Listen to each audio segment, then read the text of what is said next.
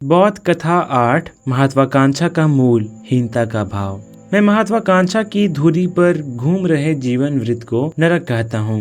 महत्वाकांक्षाओं का ज्वर ही जीवन को विषाक्त करता है।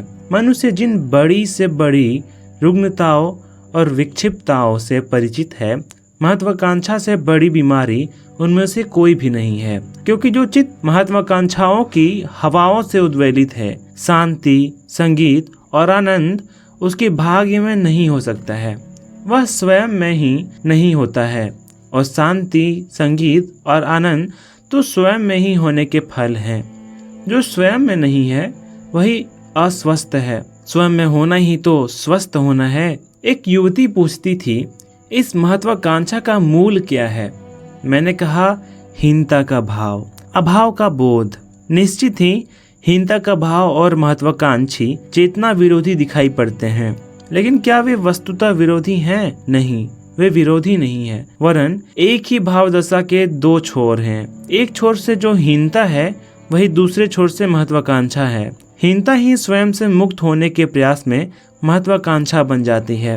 वह सुसज्जित हीनता ही है, लेकिन बहुमूल्य से बहुमूल्य वस्त्रों के पहन लेने से भी न तो वह मिटती है और न ही नष्ट ही होती है। यह हो भी सकता है कि वह औरों की दृष्टि में छिप जाए, लेकिन स्वयं को तो निरंतर ही उसके दर्शन होते रहते हैं। वस्त्रों में छिपकर व्यक्ति अन्यों के लिए तो नग्न नहीं रह जाता, लेकिन स्वयं के लिए समक्ष तो उसकी नग्नता पूर्ववत ही होती है। यही तो कारण है कि दूसरों की आंखों में जिनकी महत्वाकांक्षा की सफलताएं चकाचौंध पैदा करती है, वे स्वयं फिर भी अपने भीतर और बड़ी सफलताओं की योजनाओं में ही चिंताग्रस्त बने रहते हैं। उनकी हीनता का आंतरिक भाव किसी भी सफलता से नष्ट नहीं होता है। हर नई सफलता उन्हें और आगे की सफलताओं की चुनौती बनकर आती है। इस भांति जिन सफलताओं को उन्होंने समाधान जाना था, वे और नहीं समस्याओं की जन्मदात्री मात्र ही सिद्ध होती है। जब भी किसी जीवन समस्या को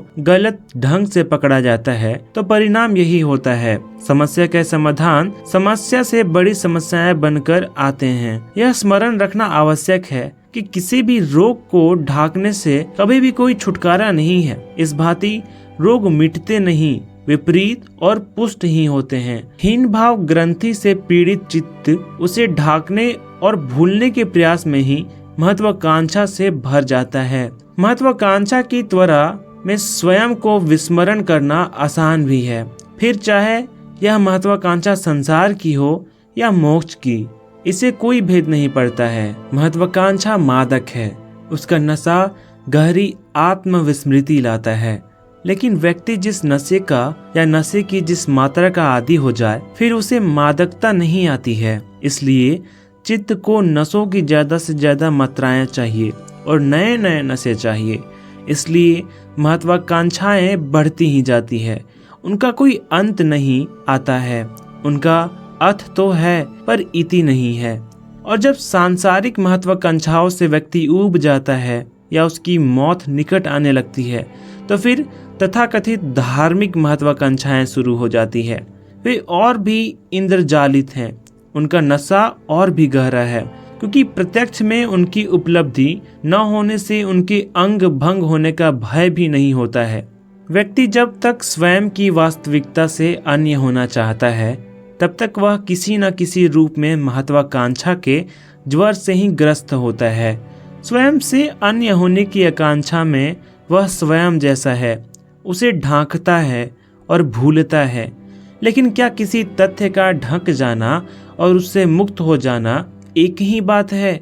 क्या किसी तथ्य की विस्मृति और उसका विसर्जन एक ही बात है? नहीं, हीनता की विस्मृति हीनता से मुक्ति नहीं है। यह तो अत्यंत अबुद्धपूर्ण प्रतिक्रिया है। इसलिए तो जो जो दवा की जाती है, त्यों त्यों दर्द बढ़ता ही जाता है। महत्वाकांक्षी चित्त की प्रत्येक सफलता आत्मघाती है, क्योंकि वह महत्वाकांक्षा की अग्नि में घृत का ही काम करती है। सफलता तो आ जाती है, लेकिन हीनता नहीं मिटती। इसलिए और बड़ी सफलताएं आवश्यक और अपरिहार्य हो उठती है। मूलतः यह तो हीनता का ही बढ़ता जाना है। मनुष्य का समग्र इतिहास ऐसे ही रुग्णचित अस्वस्थ लोगों से भरा पड़ा है। तैमूर, लंग, सिकंदर या हिटलर और क्या है, लेकिन कृपा करके उन बेचारों पर हंसे नहीं, क्योंकि बीमार पर हंसना शिष्टता नहीं है। फिर इस कारण से भी हंसना अनुचित है क्योंकि उनकी बीमारियों के कीटाणु हम सबके भीतर मौजूद है।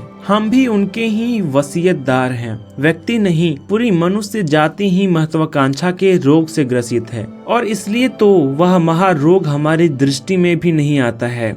मेरी दृष्टि में तो मानसिक स्वास्थ्य का अनिवार्य लक्षण महत्वाकांक्षा मुक्त जीवन ही है। महत्वाकांक्षा रुग्णता है और इसलिए वह विध्वंसात्मक है। रोग तो सदा ही मृत्यु के अनुचर जो हैं। महत्वाकांक्षा विध्वंस है, हिंसा है, वह रुग्णचित्त से निकली घृणा है, ईर्ष्या है।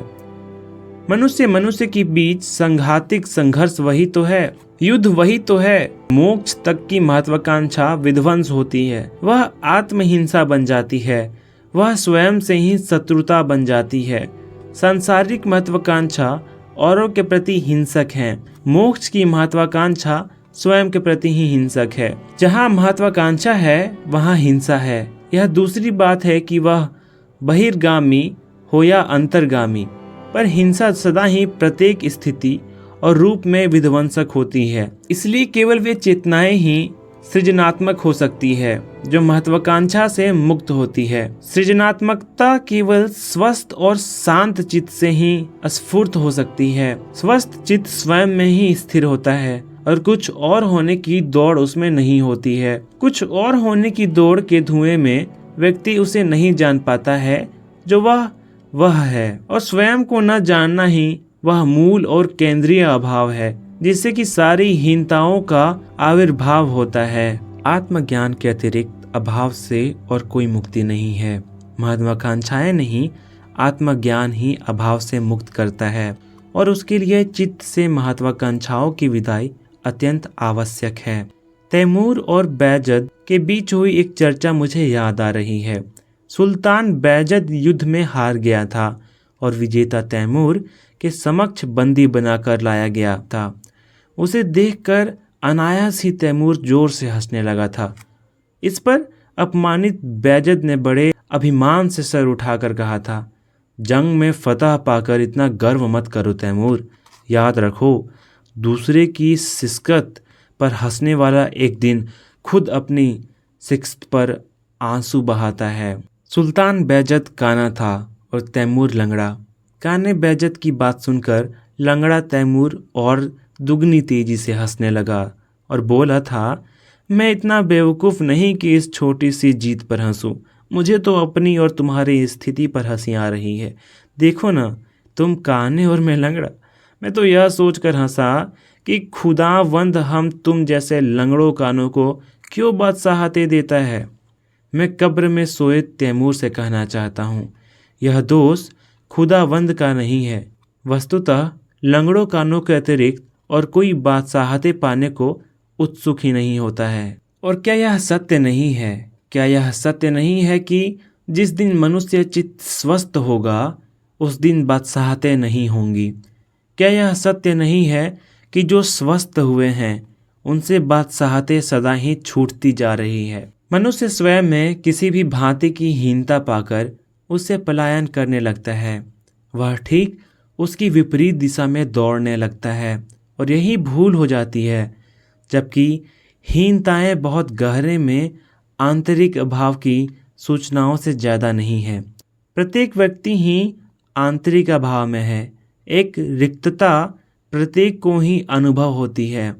इस आंतरिक रिक्तता को ही बाहरी उपलब्धियों से भरने की चेष्टा चलती है, लेकिन आंतरिक रिक्तता के गड्ढे को बाहरी से भरना कैसे संभव है? क्योंकि जो बाहरी है वह इसी कारण तो आंतरिक को भरने में असमर्थ है। और सब कुछ तो बाहरी है, धन, पद, गुण, प्रभुता, धर्म, पुण्य, त्याग, ज्ञान, परमात्मा, मोक्ष। फिर आंतरिक क्या है? उस अभाव, उस रिक्तता और शून्यता को छोड़कर और कुछ भी आंतरिक नहीं है। इससे उस शून्य से भागना स्वयं से ही भागना है।